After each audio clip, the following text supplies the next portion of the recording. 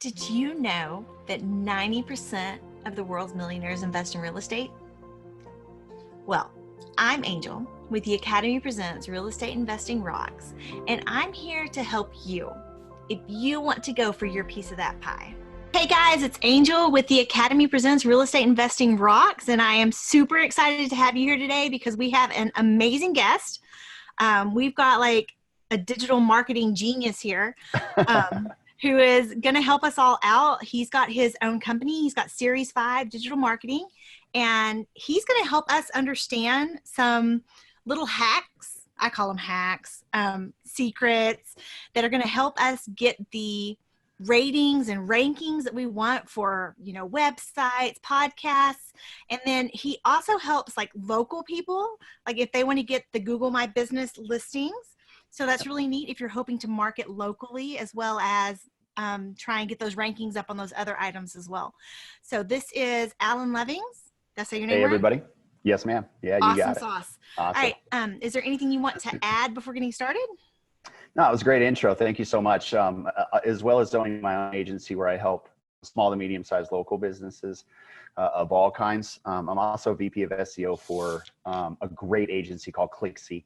And at Clixy, we specialize in personal injury lawyers, working with personal injury lawyers all over the nation, helping them rank nationally using video and their websites and things like that. So I got a ton of experience and I have a lot of fun, especially with those guys at Clixy. And I'm looking forward to hopefully I can provide some value to your listeners and we can help some people out. Awesome. I also see here where you're a contributor for the largest and most comprehensive digital marketing course. Yes, what is ma'am. that? Yeah, so it was a course that was created a couple of years ago, and it's still being updated to this day, called The Lab. And it was a collaboration between some of the biggest names in digital marketing, Matt Diggity and Dino Gomez and Mark Luckenbaugh, who's a great friend of mine and owner of Local Client Takeover, as well as a couple other marketing agencies.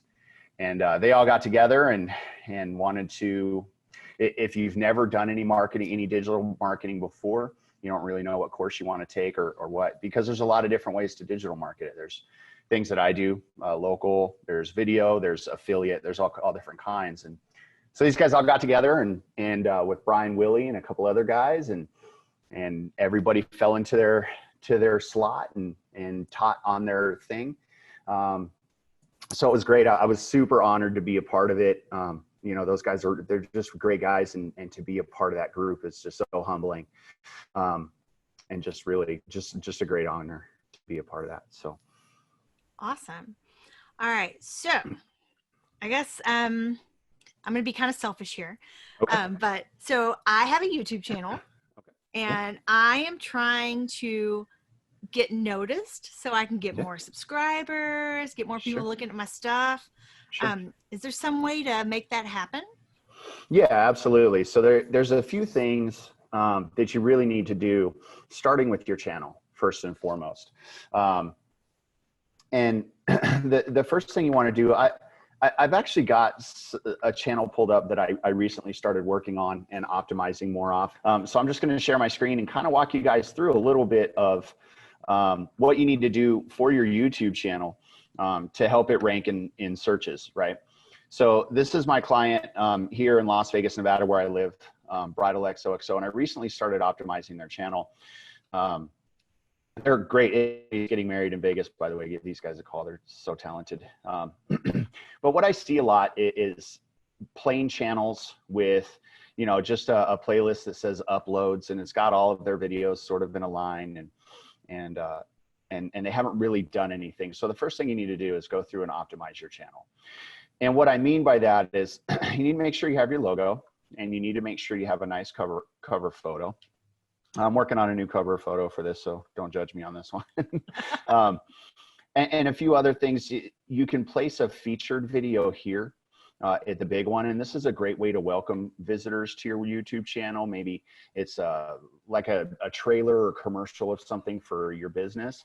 And you can see it's a little bit bigger than some of the other videos are. It's got a little more description to it. It's got some things in here. And then one of the other things that is really important is creating playlists specific to your channel and your services. And not just creating playlists with random names, but in this case, what I've done is I've created playlists that have the keywords that I want to rank for. So in this case, I want this business to rank for when somebody searches for Las Vegas bridal shop. So I've created a playlist with that keyword in it. But you also want to keep it natural. So you don't want to get too keyword stuffy. So I've also got my playlist here, wedding tips and tricks. Probably not a lot of people searching for that, but it helps keep the channel look natural, which Google wants to see, because their algorithm is really, really good at discerning when you're trying to manipulate them using keywords. And we call that keyword stuffing, when you put your keyword into the same place a bunch of times. So optimizing your channel and adding in links as well is very important to your social media, to your website, and to your key pages in there. The other thing you'll want to do is try a unique channel URL. You can see at the top here, this one doesn't have the unique channel URL because I've only recently started on it. To get that unique channel URL, you need a certain number of plays and a certain number of subscribers. I'll have those subscribers in the next few days using a few of our tactics, such as paid advertising on YouTube, paid advertising on Facebook, and then a couple other tactics such as social sharing and website embeds and things like that. Cool. The other thing you can do is optimizing your video. What I see a lot is that people will put a name in here that may describe the video, but doesn't really describe it for search engines. We have to remember that search engines aren't people, that they can't discern based on context what this video might be about. So we have to tell them specifically. So there's a bit of a formula that we follow, and that's typically our keyword, followed by our brand name and phone number or website if you don't want people to call you. The next thing you can do is add in a long description in the video here. And we always start again with the title and the brand and the phone number, because before I hit see more, you can see we can only see a couple of lines of text here. So these first two things are something that I want people to see right away. And this will help increase conversions from the video should I decide to use it in advertising. As a matter of fact, this video is running in YouTube ads right now. So that's something that I want people to see right away. Cool. A couple other, now where the hacks come in and things that really help. This is all pretty standard. You can look this up and find this information pretty easily, but it is very, very important to do. A couple of the little hacks that people don't always do though, is adding in what we call the NAP, and that stands for name, address, and phone. See, part of ranking in Google has a lot to do with your brand and what we call entities. Building up your entity is very, very important because Google wants trusted brands. They want to show the best result, and there's a lot of spam and there's a lot of scammers on Google, especially on YouTube. So they want to make sure that you're a real brand. And we do that by adding our name, address, and phone in everywhere we can. So in this case, I've added in the name, address, and phone number of this business, as well as a link to their website. And then a couple other things too that I've done is I've added in a link to their Google My Business location here. And this helps link it to the location here in Las Vegas. I've also added a link to their major social media network, Facebook. I could also add in Twitter, LinkedIn, anything else that I wanted to here. And this helps build that entity. And it shows Google, you see most spammers, they're not going to go through the trouble of creating a Facebook and a Twitter and a LinkedIn and all that. They're going to throw up some website. They're going to get as much out of it as they can, and then they're going to move on to the next one. So putting up a Facebook page shows Google that we're a real entity and a real business. One other thing that people don't really know about is you can use hashtags much like you use Instagram on YouTube. When you put in a hashtag, this actually adds it to, if you're not using a location, to the top of your video here. In this case, I'm using the location. So this link became the location link and overrode the hashtags. But if I didn't have that location in there, it would show these hashtags. And you can see right here, these are actually clickable. So if I click on that, it's going to take me to anybody who's used that hashtag wedding dress in their video, which means that if somebody's on one of these other videos and clicks on that hashtag, they could easily find ours. So those are some of the key things that we do to help rank on YouTube. And what's really weird about YouTube and kind of a double-edged sword is that ranking in YouTube requires engagement, but to get engagement, it requires rankings, right? They want to see views and they want to see likes and they want to see subscribes. So it's really important to pimp your channel out on social media, to use paid advertising. And there's some other sort of what we call black hat methods. And those are sort of secret methods that we don't really encourage. It's pretty easy to find those things out there, how to buy and manipulate those sorts of metrics, views and stuff. But Google's really good at catching some of those. So we don't really recommend doing that. But those options are available to people out there. So, well, I would imagine that like as soon as someone starts using it, more people are using it, and then it gets tagged and it's done. So it's probably relatively short-lived. A lot of times, yeah, you're right. So those are my sort of top tips for the YouTube channel. So if somebody had like, if someone did their origin story, would it be a good idea to put that as the feature video? Yeah, I think so. Something, because when you first come onto this page, this video is going to automatically start playing. They don't actually have to click play on it. So having that intro video, this is who we are, this is what we do, in that time when people are looking through your channel and listening to that and seeing that video play, can really help engage them and pull them in. The thing with that is though, is that you want your key call to actions to be right away. I see a lot of times people wait and they get 30, 45 seconds in before they really start talking about who they are. And most people have clicked away by then. Now on YouTube, will it autoplay with the sound, or do you need to have like some captioning? Oh, it'll autoplay with the sound, but captions are always great too, of course, for the ADA compliance and for those that are hard of hearing. All right. So that's for our YouTube junkies that are trying to get their ratings. What about if someone's really going kind of, I don't want to call it old school, but they're really pushing that website? How do you get the optimizations on those? Yeah, so there's so many optimizations to the website that are very, very important, but I can drop just a couple of key ones for you. First of all, make sure your site is optimized for mobile.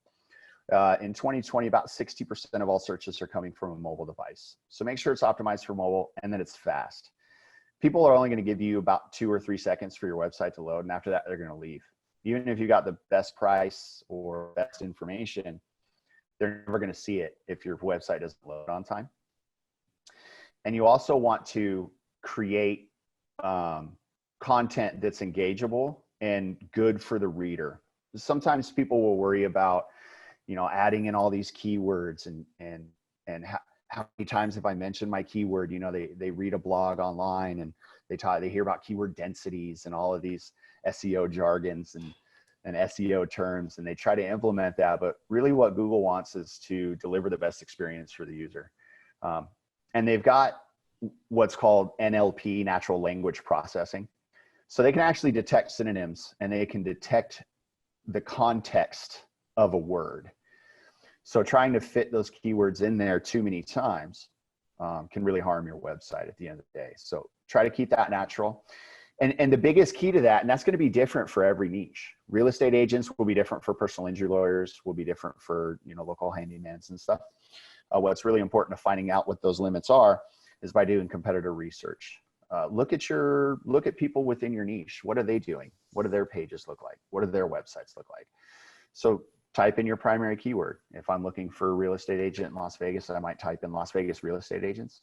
And if I'm trying to rank my website for that, then I'll look at those top 3 or 4 results and see what it is that they're doing and try to copy that. Wow. Okay. So I was reading either yesterday or today about the importance of like taking your website and loading it in lots of different browsers. Is that really still important? It is to a degree. Microsoft's browsers tend to work a lot differently than Firefox and Chrome. And those are the 3 largest used browsers in the market right now. But Chrome being number 1, far and away. But what's funny is that on Windows machines, especially desktop, the default search engine is Bing, which is owned by Microsoft. So if you're on a PC and you use your voice commands, then Cortana is going to automatically search in Bing. And it's going to use the Edge browser to do that. And there's so many people out there that aren't tech savvy and they don't know how to change that browser. They just go with whatever's installed on their machine.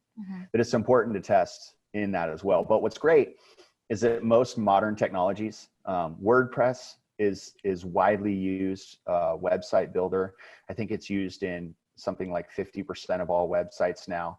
And even the largest, Nike and all of the guys use WordPress to build their websites.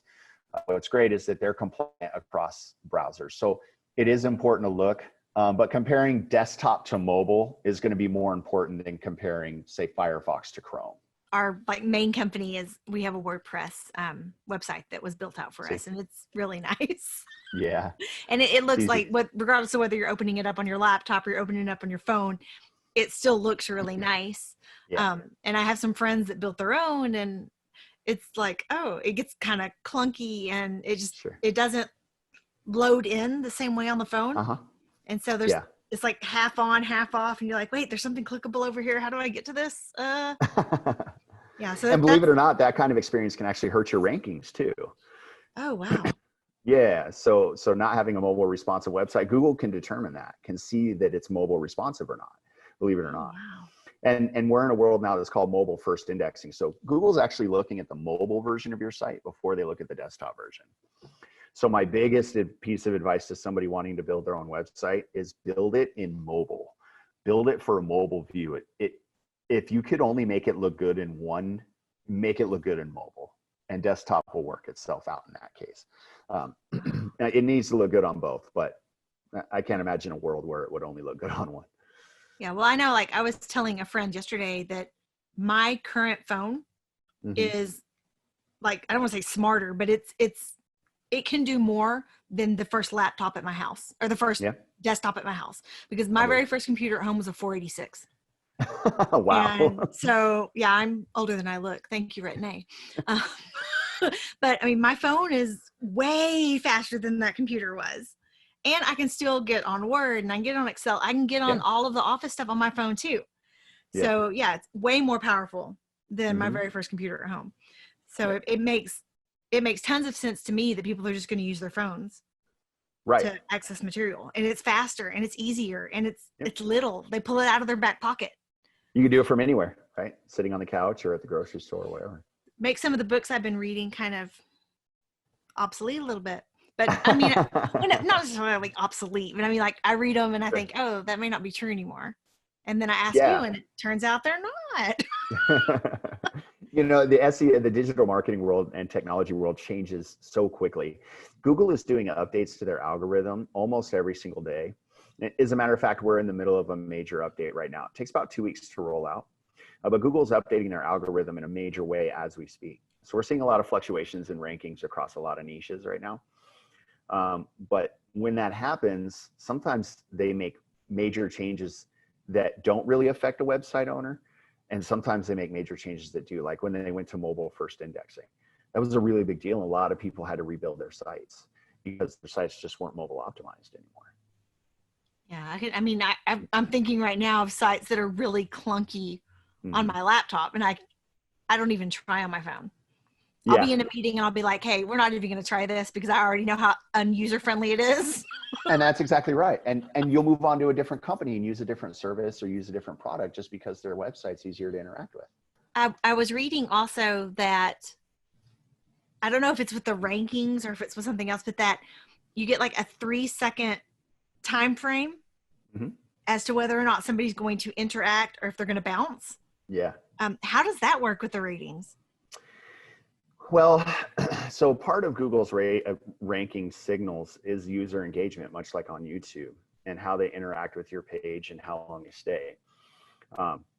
Your bounce rate, which is when somebody comes into your website and they look at it for a second and then they go back to the search engines, that's called a bounce. And what that tells Google is that you didn't answer their question.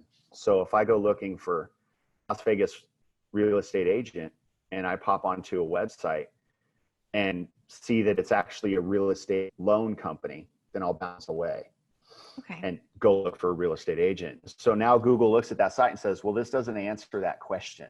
So we should push it down in the rankings and give somebody else a chance to answer that question. Does that make sense? Oh, that does make sense. So getting people to engage with your site can be as easy as getting them to scroll down the page or click on a button. But a lot of studies have shown is that people have a very, very short attention span, and it's only getting shorter as technology gets faster. So you've really only got about 3 seconds to capture their attention and get them to stay on the page. Yeah, so that really pushes that idea of having just an amazing hook or having a like super awesome headline, because you only get that one line. That's it. You've got to hook them in some way. You've got to, that's why you see a lot of people, they'll go after funny headlines, or they'll go after something contentious, and they'll say something just so off the wall that you kind of go, what are they talking about? And you scroll down the page and they got you. That's how they got you. So. That's cool. Yeah. I was when I read lots of stuff on copy and everything, because I'm not like, I want to get better at it. So I read a lot of stuff on copy. And there was a guy that was saying that with the advent of technology and this idea that attention spans are getting shorter and shorter, that whereas like people had like emotional responses before, that now it's starting to go more towards like curiosity. Yeah. To being the real thing that hooks people in. And so that makes sense about people like putting those off the wall comments out there to get people thinking, what are they talking about? And making them want to scroll down. Yeah.